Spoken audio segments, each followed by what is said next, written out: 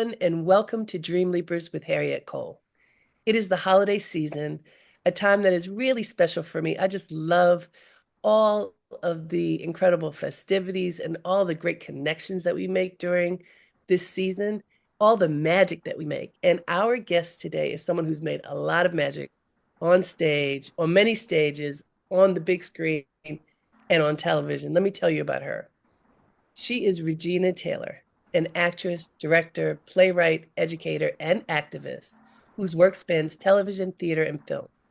During the pandemic, which is a time that I'm truly fascinated by what did people do then, Taylor's acclaimed work such as Crowns, Oobla Dee, and Drowning Crow earned her multiple Helen Hayes Awards and the Edgerton Foundation New American Play Award.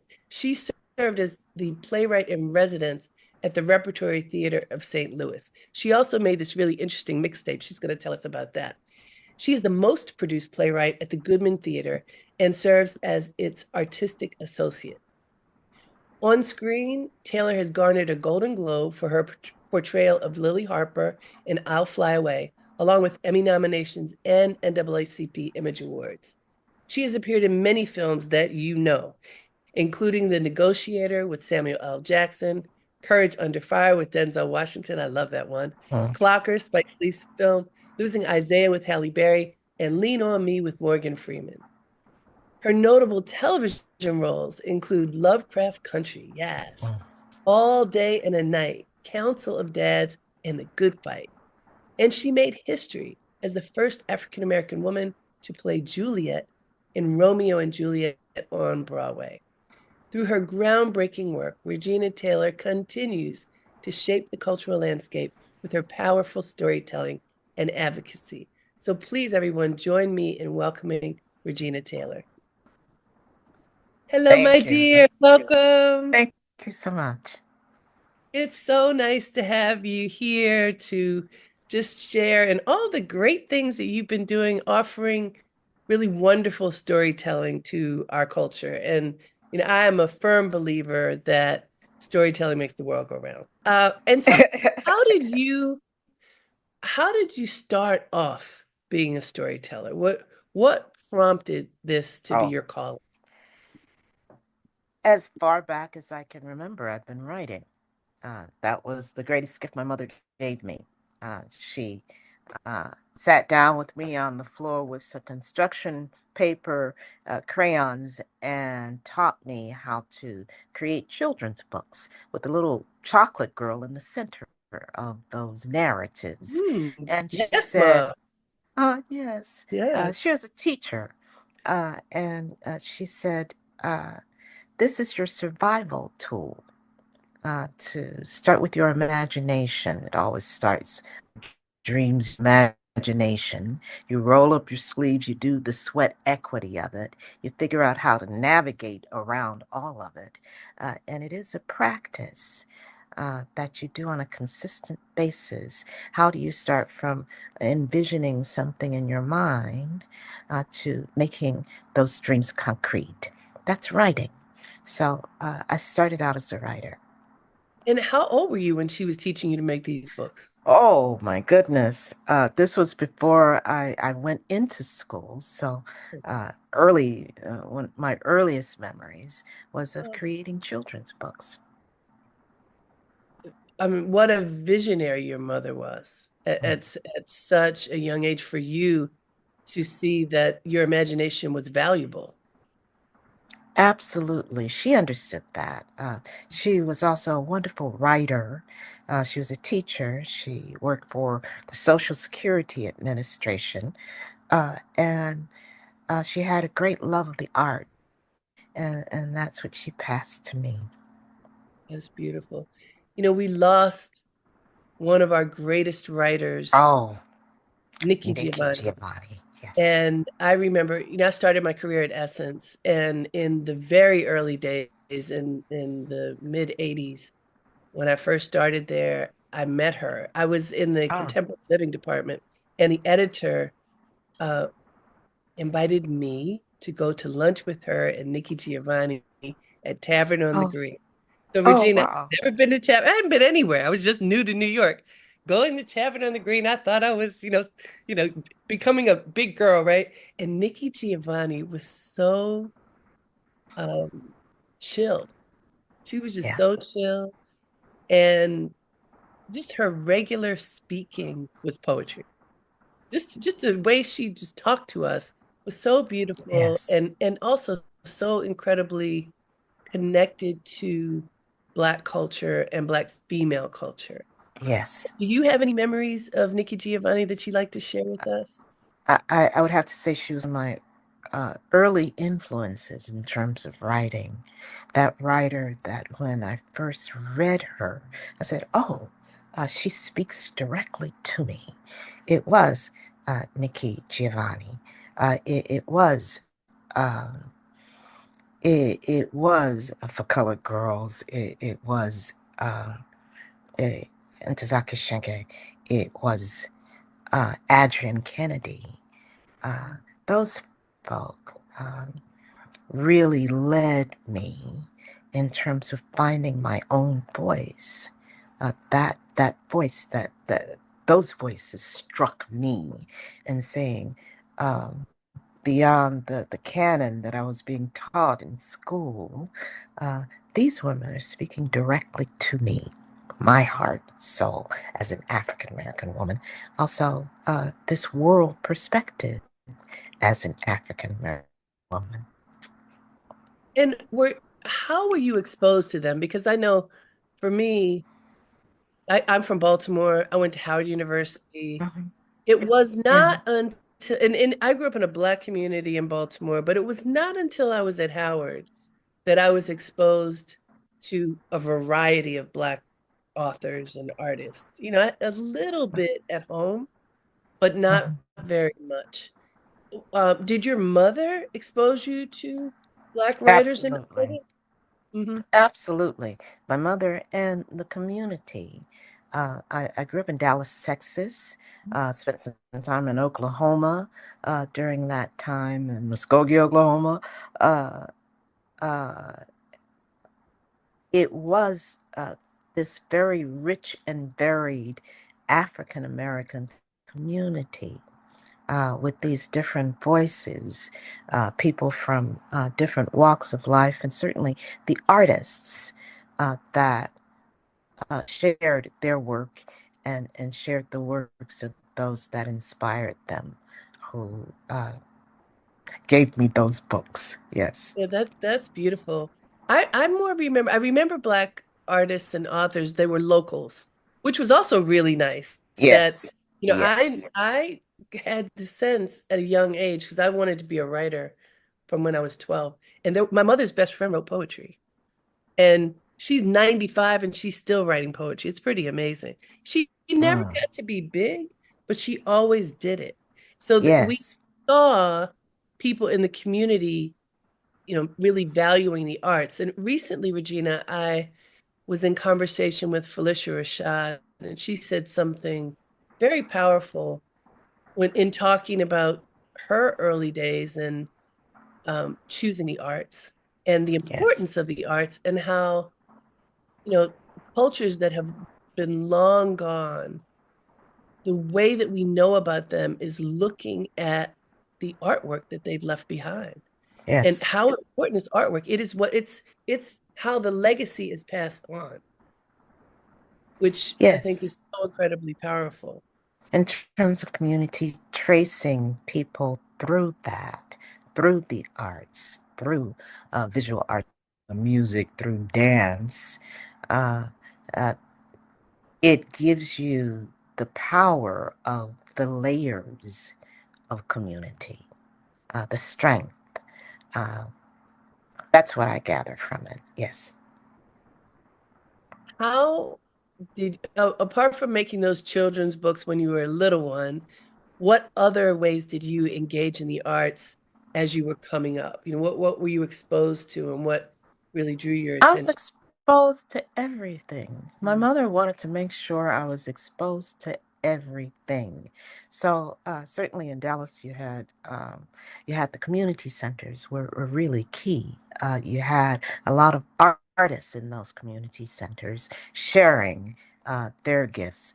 You had the museums, you had the orchestra, you had uh, in Dallas, you had Ann Williams Black Dance Company, which is world renowned, and I was steeped in all of that. That was where I lived, and that's where I continue to live, and continue to share those with the next generation.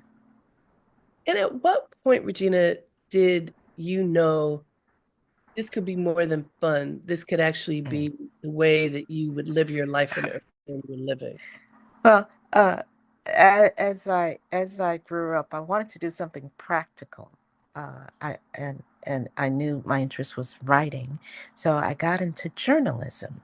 And I'm kind of an introverted kind of person, so I wanted to be behind the scenes doing research for those on-screen personalities, or to work for a newspaper, to do articles and zine, to write a book, books.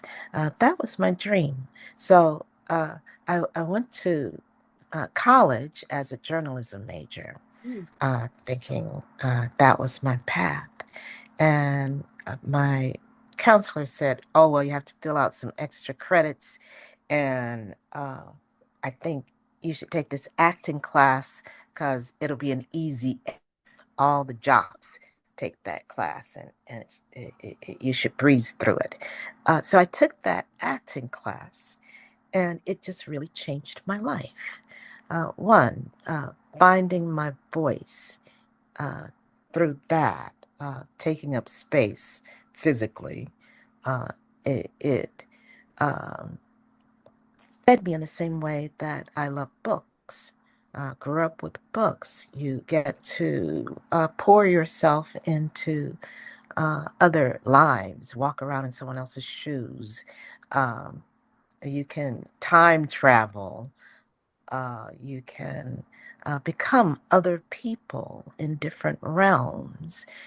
You see things uh, with a different perspective and come back to yourself, hopefully stretched by these experiences. That's books and writing. And I felt the same way with acting.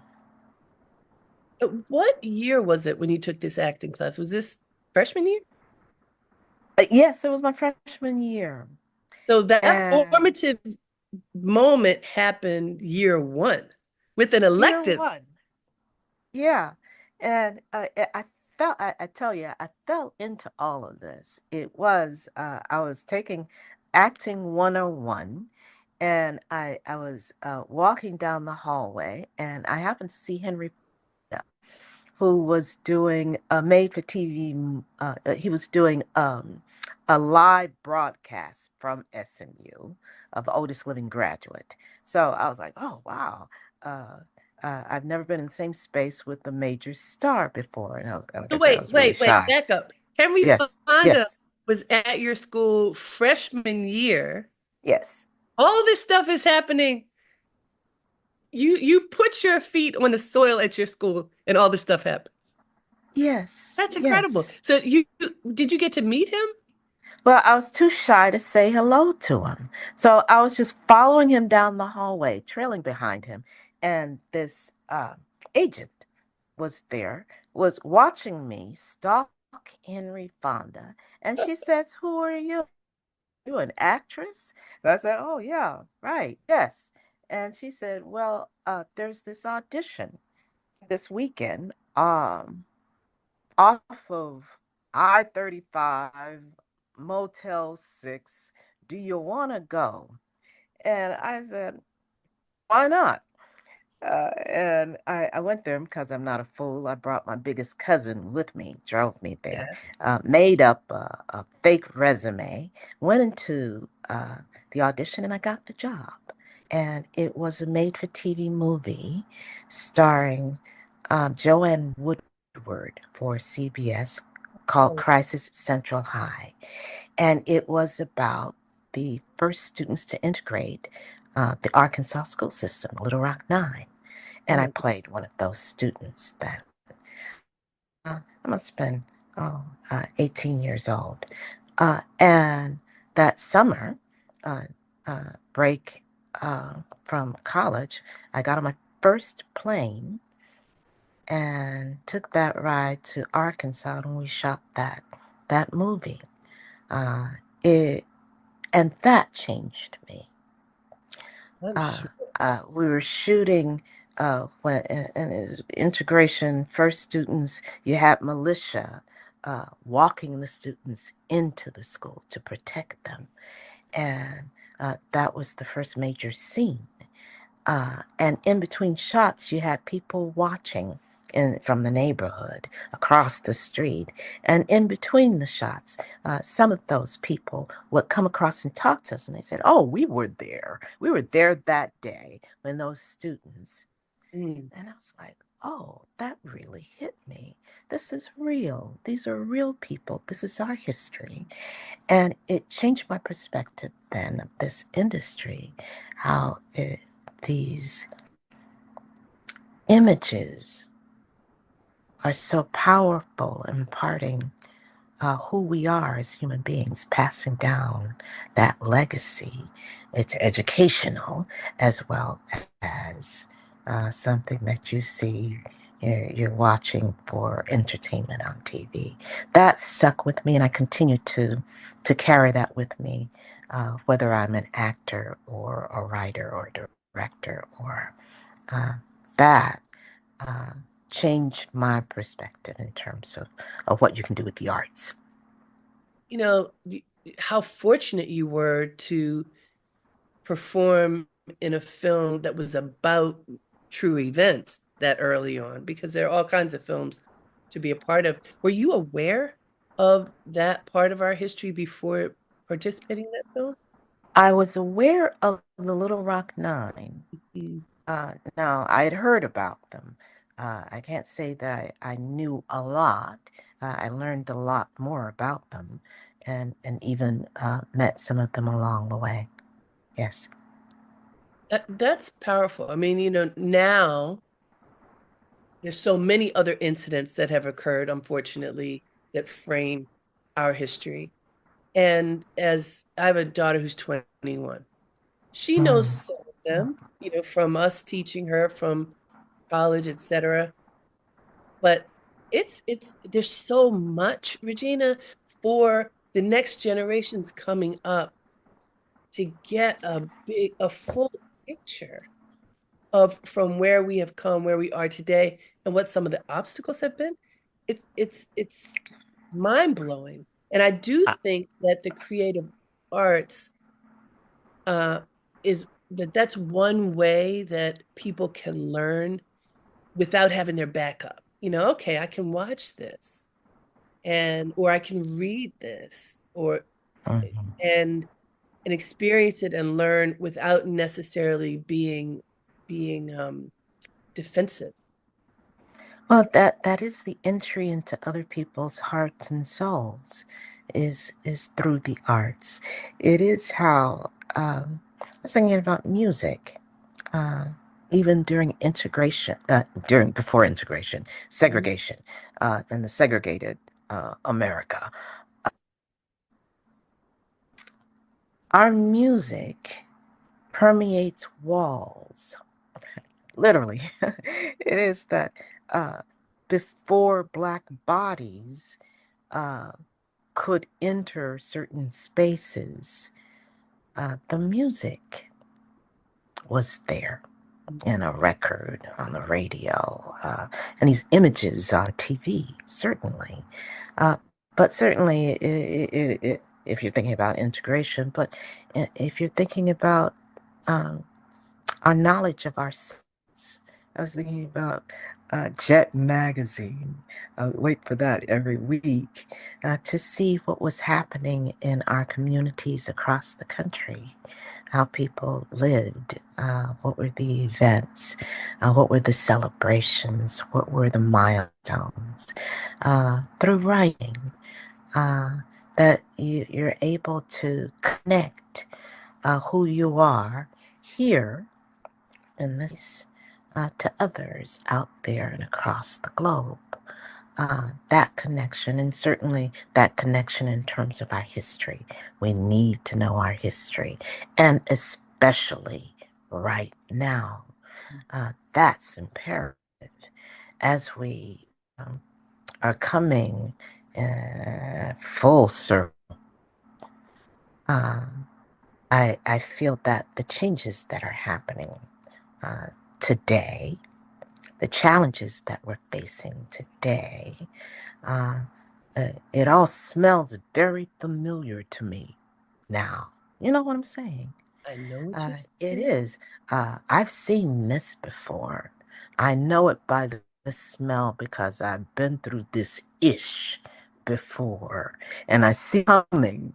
Uh, that's uh, uh, that's something that this generation. I was talking to a young person, a student recently, and they were saying, I read about it, but I've never met it head on. Uh, and I think it's that intergenerational conversation that needs to happen today. Mm. How did we get through it before? How do we take from those lessons uh, and utilize it? Figure out how we need to adjust uh, and move through it now. What lies ahead? What tools do we need?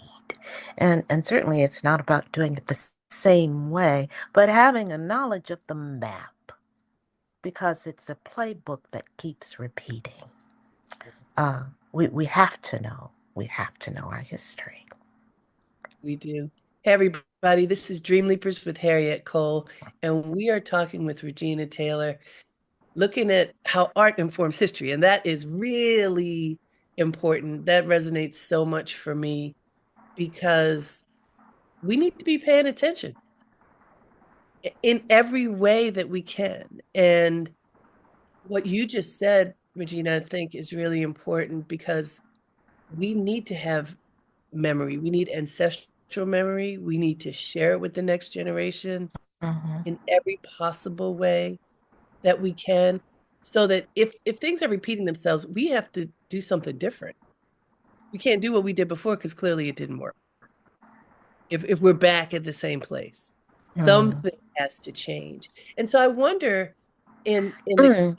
go ahead. Uh, some things should change.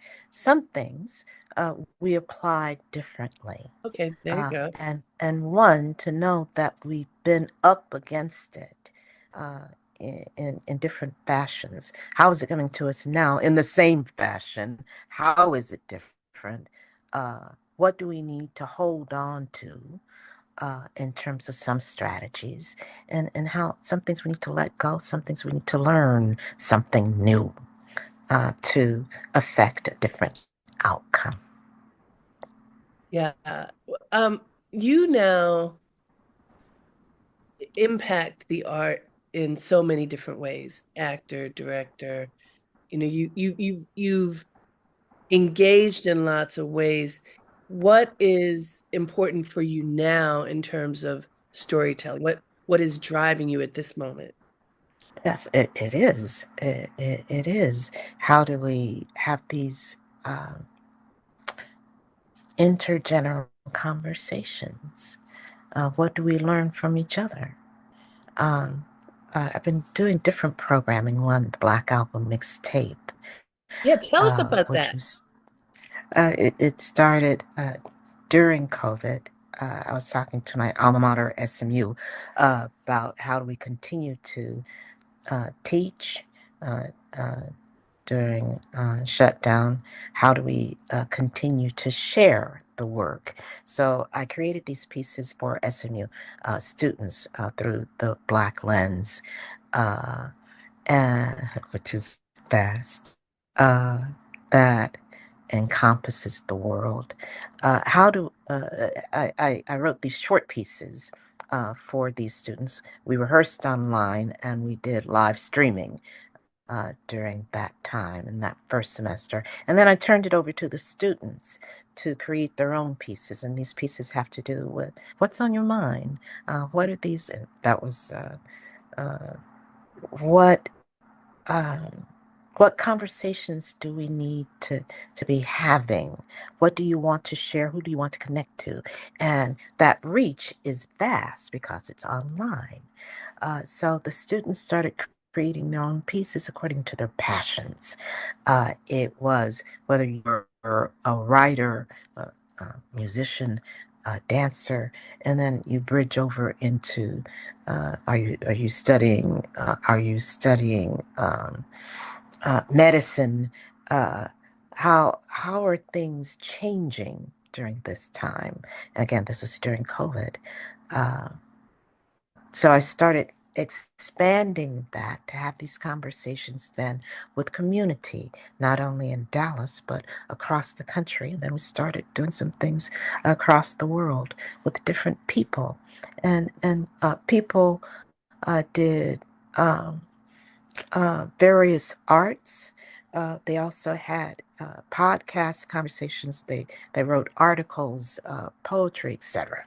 Uh, and then we shared that.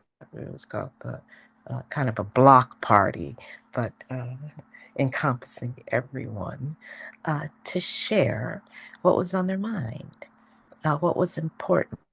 That was during, um, again, a very turbulent time in this country. So I've continued doing that in various ways across the country. Um, I'm But working. on Mhm. that piece for a moment, I'm always fascinated with what people did during the pandemic. You know, how Yeah. they spent their time. As it was happening and in the early days out of it, when people started coming out of their homes again, I was always intrigued by what people had to say. But you mentioned something that I want us to unpack just a little bit more. Uh, well, you're dealing with young people, so we're thinking about young people who want to be out. They want to be with each other. I mean, we all wanted to, but can you just imagine what it's Mm, like, young people having to be at home? And then through this technology that we're using now, they were at least able to see and connect with each other and with mhm. you, the guiding voice of wisdom, which is so important too. And this other piece that you mentioned of the Black lens, which Toni Morrison talked about a lot. And that just, it is not necessarily a given that a Black artist would say, my lens matters, because if you look at what you are taught, the masters have nothing to do with Black artists. The, whoever in the curricula for any subject are our Black African outstanding creators are not necessarily held at that same high esteem. So there's this notion that you have to look through the white lens. You mentioned specifically you're helping them to engage through a Black lens. Did you ever find that there was resistance to that or a lack of understanding or value of their own cultural lens? Absolutely, and I think that's also a generational uh, thing as well. I grew up, was aware, uh, came of age in a segregated South. Mhm. And in that, I was able to be steeped in the reality of our culture, which was multifaceted, multi-layered, vast, and I was given that upbringing of uh, my gaze matters. It was not about, as it were, dominant cultures, um, approval. It was uh, authentically, who are you in this world? Also, with today's culture too, and COVID. Speaking of being um, separated. during that time. It was also a time of expansion. And that was through this, Right. it was through this that we could connect globally. Isn't that So, ironic too, that isn't it? everything gets shut down and then we get closer to the whole world? Yes, yes. And what I see then in terms of young folk is, for me, it was growing up in this community, having this identity shaped by this community. Um, uh, Now, uh, you say, okay, I'm from Dallas, I'm from Chicago, I'm from New York. You grow up having conversations with people across the globe, around the world. And so those people are your community. So I find that um, uh, that's an extension uh, that that grows us. That we know each other, that it permeates where we are in the here and now. And so we grow from that. Mhm. Yes, um, I I I look at this generation too in terms of those who um, did not have an experience in during segregation. Uh, that they were grown in a system that was predominantly white Mhm. and with the type of programming that said that um, this culture, this specific culture, is is the culture that you um, uh, should be reverent of and uh, want to be like. That those conversations are interesting.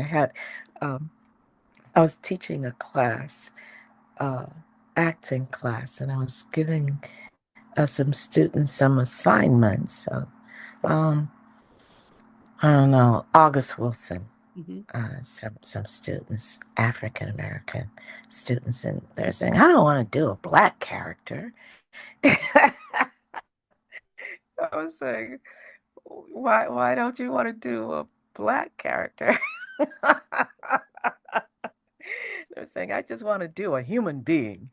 I was saying, okay, so what have you been doing? And I've been doing Shakespeare, I've been doing Moliere, I've been doing, and I was like, this is all great. What's wrong with playing? I think the canon of August Wilson is pretty amazing. Why wouldn't you want to do um, these characters with their breadth, with their uh, vastness in terms of exploring humanity You know what, through these Regina? characters? That this reminds me when, so my daughter went to school in New York City, and she went to a public high school Mm, and a wonderful school. And mm, and I say that because prior to that, she went to a very small private school, and there were very few people of color. At this high school, it was much more diverse. And yeah. and both were conscious schools, but in this high school, something really fascinating, the English curriculum, all of the books they had to read, and there were lots of books they had to read, which I loved. They were all written by Black authors. And I was like, really? And so she comes home to tell me, oh, I'm reading The Bluest Eye, I'm reading whatever they were. And she said, at a certain point, she says, Mommy, it's all Black literature. And she was not necessarily happy about that. She's like, why are they only doing Black literature? So I said, let's have a pause and let me Mm, explain how rare this is. They're making up for lost time. There are mm, so many years that so many students have gone to school everywhere in this country and they haven't gotten yes, one book by one Black author. yes, Not yes. one. Right now, it's probably still true. When she was in high school, I'm sure it was still true at many schools. I said, so consider this a blessing. This is somebody's conscious in your school and Yes. understanding the importance of our voices. So you have to understand too. But it Hmm. goes back to what you're saying, Regina, that when you grow up in an environment where the predominant culture is considered the best, even with conscious parents, Hmm. it's still hard. It's still hard because, the powers, there are all these forces that are saying, but this is better, but this is better. Right. And I was grateful. I was grateful she told me so I could reinforce it. Said, these books, I didn't read them till I was in college. You're in high school Hmm. reading them? This is amazing. Hmm. Yeah. And it's even more important now as there's a threat that history will diminish in taking specifically um, uh, the stories, the history of Black folk, specifically people of color, out of the classrooms. Uh, that uh, the telling of our stories is a threat somehow. How? That um, that should be suppressed and erased. We need to and figure out um, a ways. What do we need to do moving forward? And it's something that the arts certainly can help us to. Let me remind folks, Absolutely. let me just remind folks, this is Dream Leapers with Harriette Cole. We are talking with Regina Taylor, thinking about our young people and how we can fortify them and help them to see through their own lens. Who am I and why am I important? And what is the path that I need to be paving for myself?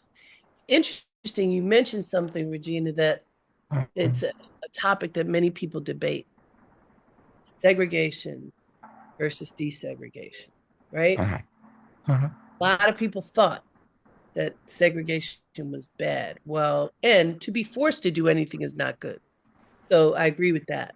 But when we had segregated communities, when Black people lived together, all of us, there was an incredibly rich social structure, and everybody took care of each other, Yeah. and our lives were intertwined. And when desegregation occurred, yes, the people who could did move out and got better homes and whatever they did.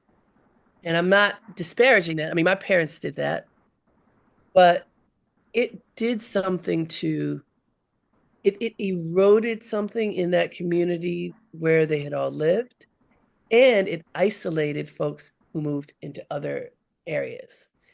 And we see today in many cases the fracturing of our culture based on, I mean, it's simply based on racism, but we see it. We see that that fracturing still exists in many ways. Yes, we do. Uh, and what we saw too was the decimation of the Black community. For those who wanted to stay in, and I think there are different arguments about integration, segregation, Oh, integration into being opportunities to have better housing or uh, uh, there were great communities within African American uh, areas and systems in place and doctors and lawyers and nice housing and yep. um, all of that. It was a matter of can you get the same quality, separate but equal? The equal part wasn't happening. At all. And for those who wanted to stay, what were the opportunities in terms of growth, building wealth? there when you talk about redlining, uh, gentrifying another place for some was the option.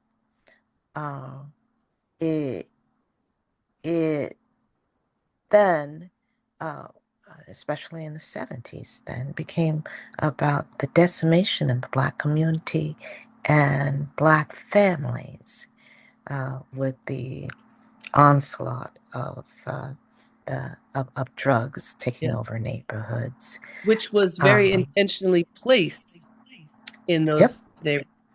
I want to yeah. ask you about growing up in the South, in the segregated South, because a lot of people have only heard about it, don't really know, what was it hmm like actually? Could you share what an experience that you had that kind of gives a window into what it was like? Yes, I found my life very rich Mhm.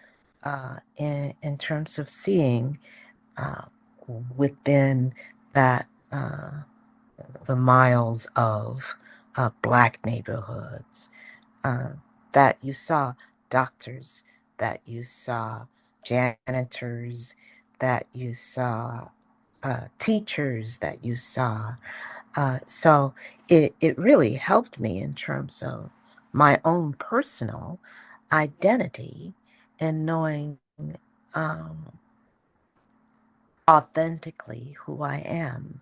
It was during that time in terms of looking at TV, you saw something else, which was very limited, paper cutouts of who we were until that integration happened, the extension of, and then you had Mr. Sidney Poitier, and you had Diane Carroll, and you had uh, these groundbreaking folk who um, displaced those paper cutouts of Step and Fetch It and Mhm. um, uh, started. Then you had I'm Black and I'm Proud, the music. You had this explosion in terms of exploring who we are Mhm. and having that be a part of um, a broader swath of this world called America. And so, Regina, you are part of a contemporary pantheon of actors who are part of this storytelling community who've been very important in framing our stories in the past 20, 30 years. Denzel, Morgan Freeman, Halle Berry. I mentioned films that you've been in with these people, as well as so many others, but really significant actors, yourself included, for a couple of decades now, who have been telling our stories. Not necessarily all nonfiction, but just telling stories and Right. showing dynamic Black characters Mm. on screen. And I'm curious about your experience of, working with this dynamic group of actors and what you think that impact is on our culture. I think it's very important. Growing up, and you rarely saw Black folk on TV and films, uh, and how we see ourselves, how we're being depicted by others, as opposed to, again, uh, who you know yourself to be within your own community. uh, Powerful was looking at Sidney Poitier and then on a black and white screen, and then you call down the street to say, "Oh, there's a Black person on TV," uh, and you run to the different people coming to your house to press their face against the screen to see Cicely Tyson, to see Ruby Dee, to see um, folk expressing themselves in deep and meaningful ways and having conversations up there, out there that I know whose shoulders I stand on Mhm. in terms of being in this profession, and to work with uh, folk who are world renowned and their conscious choices in the work that they wanted to do, whether they were writing or acting or directing or a bit of all at once.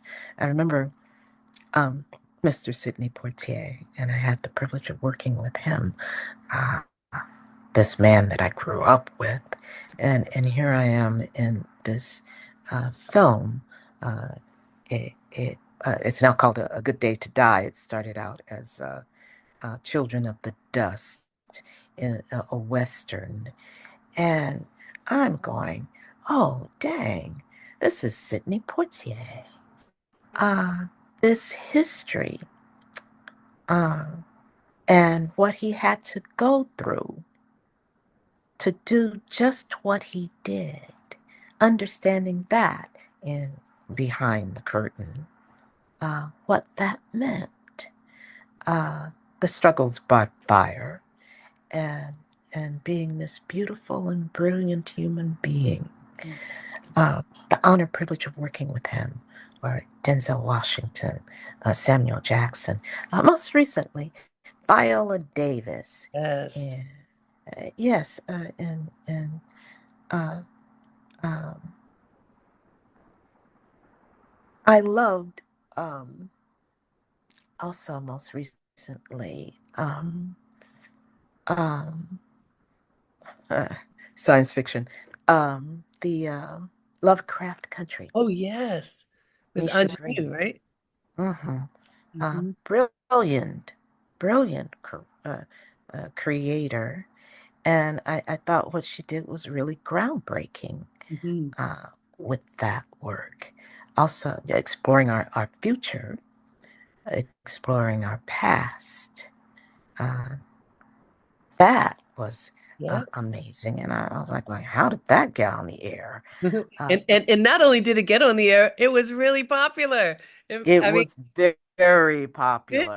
Yes. things are happening. See, this is what I'm Mhm. saying. The creative arts make Yes. it possible for some messages to get out there that Yeah. normally it would just be too much. And here we go. Yeah. Woo, we can get it in, Black Panther. Yes. you know? Uh, So we just have a yes. few minutes left, Regina. I wanted to Mm. talk. You were in Harlem recently.